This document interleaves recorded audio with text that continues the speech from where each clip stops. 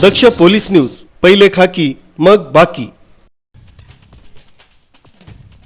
नाशिकच्या मुंबई नाका परिसरातील भारतनगर चौफुली इथं इर्टिगा चारचाकी वाहनात गांजेची विक्री करण्यासाठी आलेल्या वाहन चालकाला मुंबई नाका पोलिसांनी 8 जुलै रोजी संध्याकाळी 5:30 वाजता भारतनगर चौफुली इथं उभ्या असलेल्या इर्टिगा चारचाकी चालकावर पोलिसांना संशय आल्यानं पोलिसांनी वाहन चालकास विचारपूस केली असता त्यानं प्रथम उडवाउडवीची उत्तरं दिली।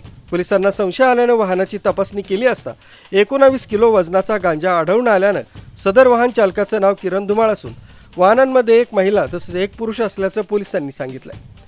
इर्टिगा वाहन हे पुण्याहून उबेर ॲपद्वारे ऑनलाईन पद्धतीनं बुक करून नाशिकमध्ये आणल्याचं पोलीस तपासात निष्पन्न झालंय। या प्रकरणी वाहन चालकांची अधिक तपासणी केली जात असून हा गांजा नेमका कोणाला विक्रीसाठी आणला व वाहनामध्ये आलेली महिला व पुरुष कोण होते याबाबत पोलीस शोध घेत आहेत। या प्रकरणी मुंबई नाका पोलीस ठाण्यात गुन्हा दाखल करण्यात आला असून पुढील तपास पोलीस करीत आहेत।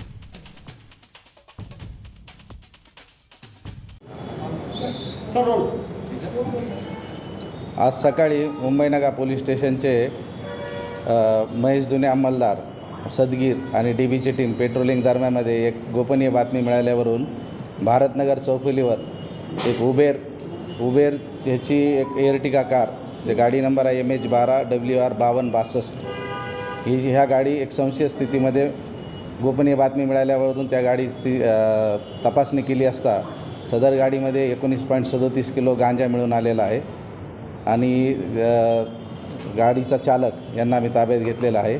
त्याप्रमाणे NDPS अंतर्गत गुन्हा दाखल करण्याची प्रोसिजर चालू आहे। चालकाचं नाव काय? चालकाचं नाव आहे किरण गोविंद धुमाळ चालकाचं नाव आहे। त्याच्यासोबत एक महिला आणि एक पुरुष होते असं त्याचं सांगण्यात आलेलं आहे। त्याप्रमाणे सविस्तर तपास करून त्याप्रमाणे पुढील कारवाई करत आहोत।